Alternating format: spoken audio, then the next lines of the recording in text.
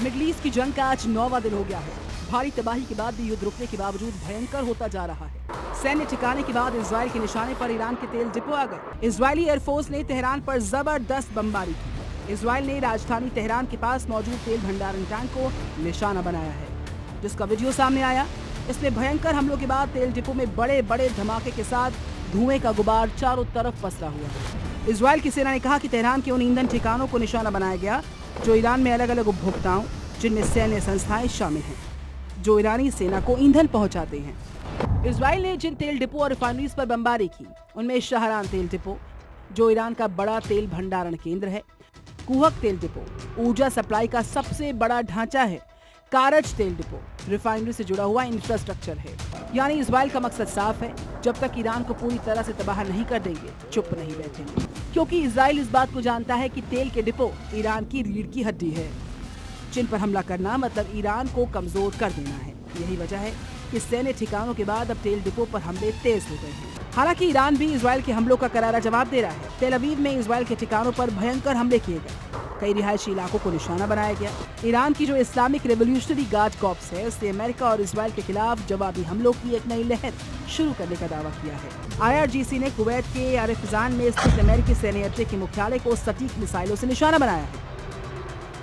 हालांकि इस हमले में हुए नुकसान या हताहतों के बारे में अभी तक कोई आधिकारिक जानकारी सामने नहीं आ पाई। यानी ये जंग रुकने की बजाय और विध्वंसक होती जा रही है। इसका ऐलान इजराइल के PM बेंजामिन नेतन्याहू ने खुद कर दिया है, जिन्होंने कहा कि युद्ध अभी खत्म नहीं होने वाला है। आने वाले दिनों में संघर्ष और तेज होगा, और इतना ही नहीं, कई बड़े सरप्राइजेस भी नजर आएंगे। दुनिया को लगा था कि ईरान के सुप्रीम लीडर अली खामनेई की मौत के बाद मिडल ईस्ट में जंग ठंडी पड़ गई है। अमेरिका और इजराइल के आगे ईरान सरेंडर कर देगा, परमाणु परीक्षण पर रोक लग जाएगी, लेकिन ऐसा कुछ नहीं हुआ। एक दूसरे के खिलाफ हमले और घातक हो गए, क्योंकि ना ईरान मानने को तैयार, ना अमेरिका और इजराइल मानने को तैयार। यही वजह है कि मिडल ईस्ट में तबाही का मंजर नजर आ रहा है। अमेरिकी राष्ट्रपति ने भी साफ कर दिया, या तो ईरान सरेंडर कर दे, वरना इसे इतना कमजोर कर देंगे कि वो लड़ने के काबिल बाकी नहीं रह जाएगा, क्योंकि अमेरिका जंग रोकने के मूड में नहीं है।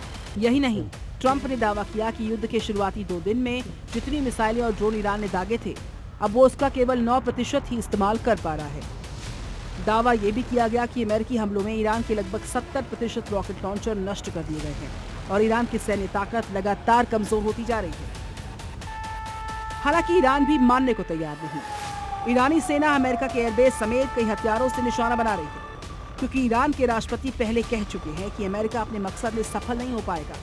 ईरान आखिरी दम तक दुश्मनों का मुकाबला करेगा डटकर। ईरान के तेल डिपो तबाह होने से दुनिया भर के तेल बाजार में हलचल मच सकती है।